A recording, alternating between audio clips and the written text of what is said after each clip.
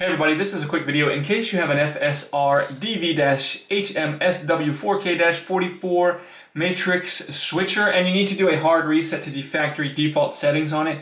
Now you're going to want to do this for one of two reasons. The first one is troubleshooting. If for whatever reason this is not working or not connecting, or if you're having audio issues or anything like that, you can very often be fixed with a hard reset. The second reason is if you're trying to set this up someplace new and you just want to get a totally fresh start as though you're setting this up as a new device, we can do this very easily straight from the screen interface that we have on here, simply by starting by hitting the menu button, and then we'll navigate through the menu. So we're just going to go from the menu button, we're going to go to page 5, and we're going to find the setup menu.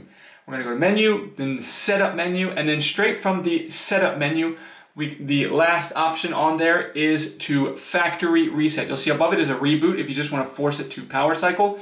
But if you actually want to do a factory reset, you'll click on factory. It'll ask you to confirm and it will be reset to its out-of-the-box factory settings.